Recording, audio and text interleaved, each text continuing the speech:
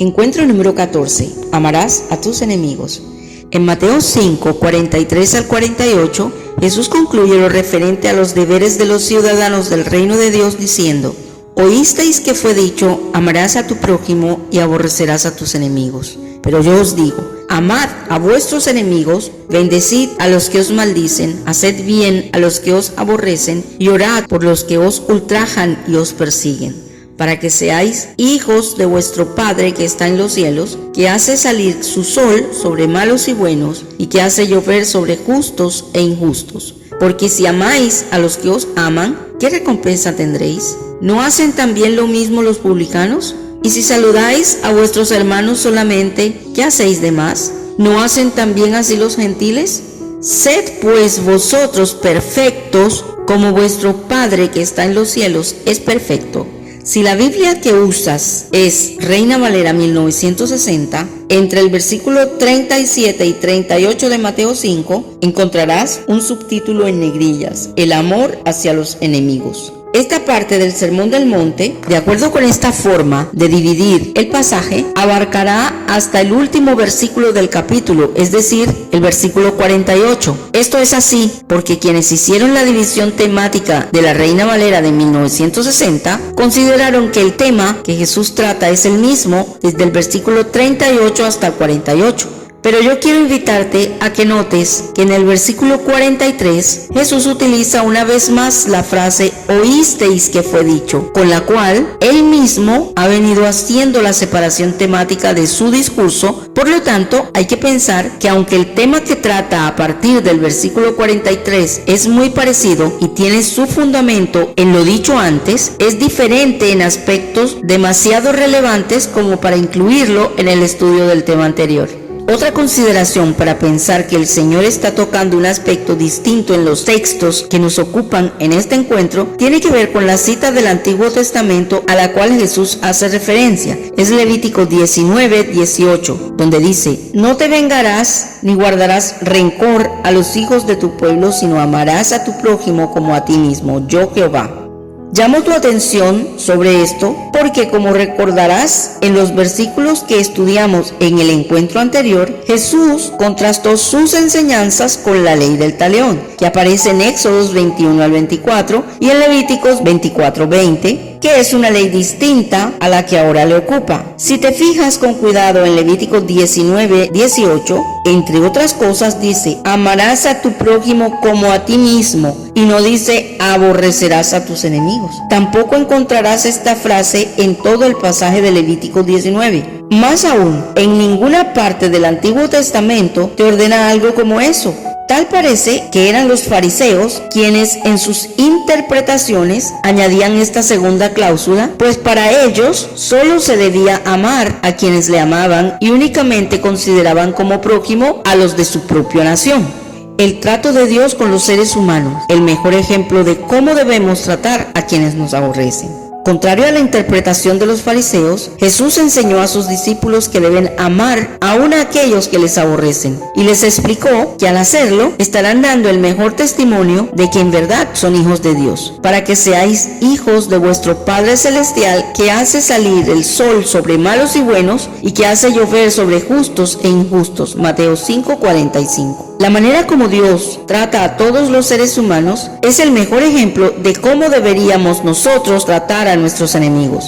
A la mayoría de nosotros nos gustaría mucho que Dios hiciera diferencia entre los buenos y los malos, los justos y los injustos, que a las personas buenas Dios le diera lo mejor de la tierra, mientras que a los malos les fuera mal. Pero no sucede así, sino que tenemos que presenciar cómo la bondad de Dios en su creación es para todos, incluso para aquellos que no creen en Él. Viven en el mundo de Dios, disfrutando de la generosidad de Él, y tenemos que reconocer que a algunos de nosotros eso nos molesta, nos parece injusto, pero no es injusticia, es el amor y la misericordia de Dios que alcanza aún a los que le aborrecen. Esta es la misma clase de amor que el Señor Jesús espera que sus discípulos experimenten. Dios es nuestro Padre y tenemos que parecernos a Él, no por un esfuerzo propio, sino por una herencia espiritual. Orar a favor de los que nos aborrecen es la mayor demostración de amor por ellos. Según el Señor Jesús, existen por lo menos 3 formas prácticas de amar a quienes nos aborrecen: hablar bien de los que hablan mal de nosotros, hacerle el bien al que nos hace el mal y orar por los que nos ultrajan. Estas 3 formas de amar a nuestros enemigos muestran una progresión. No podrás orar por los que te ultrajan y persiguen si antes no has aprendido a hacerles el bien, y no podrás hacerle el bien si antes no hablas bien de ellos. Créeme, se necesita mucho más amor de Dios para orar a favor de las personas que nos han hecho daño que para hablar bien de ellas. Pues cuando oramos, nuestro corazón está al descubierto delante de Dios. Él conoce nuestras verdaderas intenciones, deseos, emociones y sentimientos. A Él no le podemos engañar. Por eso, sigue este consejo: en tanto puedes orar por el bien de quienes te ofendieron, empieza por no hablar mal de ellos. Luego intenta bendecirles. Trata de hacerles el bien hasta que puedas orar con toda sinceridad pidiendo su bienestar. Mientras llega el momento en que puedes orar sinceramente por el bienestar de quienes te han hecho daño, no dejes de orar diciéndole al Señor lo que sientes hacia esas personas, cuánto mal te hicieron, lo que sus acciones produjeron en ti. Pero no te quedes allí.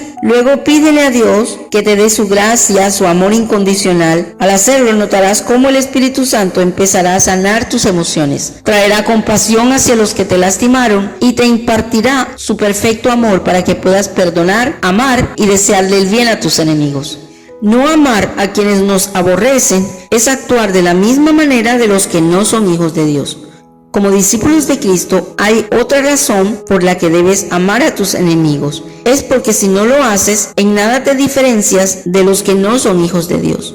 Jesús dice: porque si amáis a los que os aman, ¿qué recompensa tendréis? ¿No hacen también lo mismo los publicanos? Y si saludáis a vuestros hermanos solamente, ¿qué hacéis de más?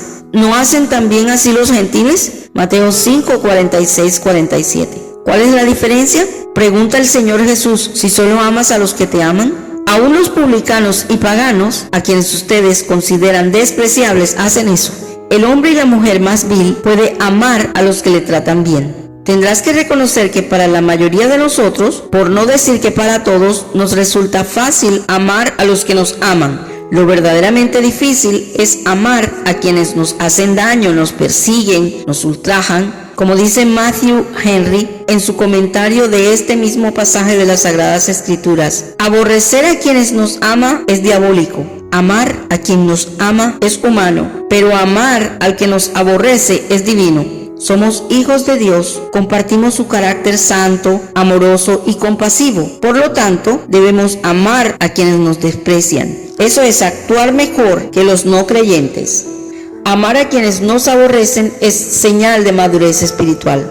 Permíteme hacer una última reflexión con respecto al deber que como discípulos de Cristo tenemos de amar a quienes nos desprecian, ultrajan y persiguen. Es el hecho de que cuando amas a tus enemigos alcanzas la verdadera madurez espiritual. Mira lo que dice Mateo 5:48. Sed pues vosotros perfectos como vuestro Padre que está en los cielos es perfecto. A mi juicio, esta tiene que ser una de las demandas más altas que el Señor nos hace a sus discípulos en el Sermón del Monte. Al meditar en lo que significa, nos sobrecogemos y nos preguntamos: ¿puede acaso alguien llegar a ser tan perfecto como Dios? ¿Es eso lo que Jesús nos está pidiendo? Las palabras de Jesús no dejan lugar a dudas. Él espera que tú y yo seamos perfectos de la misma manera que Dios lo es. ¿Pero a qué perfección se refiere Jesús? ¿Se refiere a no cometer pecado alguno? No, eso es imposible para cualquier ser humano, inclusive para los que hemos sido redimidos. La palabra perfecto en este texto es la traducción de la expresión griega teleos, que significa alcanzar madurez, estar completos, ser maduro, por lo cual entendemos entonces que el Señor espera que seamos maduros y que esa madurez se refleje en amar a los que nos aborrecen.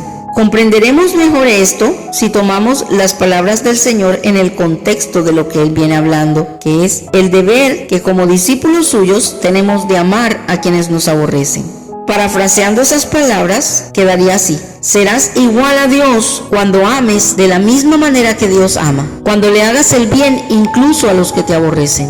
Como lo dije antes, amad a vuestros enemigos, bendecid a los que os maldicen, haced bien a los que os aborrecen, y orad por los que os ultrajen y os persigan, para que seáis hijos de vuestro Padre que está en los cielos, que hace salir su sol sobre malos y buenos, y que hace llover sobre justos e injustos. En conclusión, cuando amas a los que te desprecian, te comportas como hijo de Dios. Eres diferente a los que no conocen a Jesús y demuestras madurez espiritual.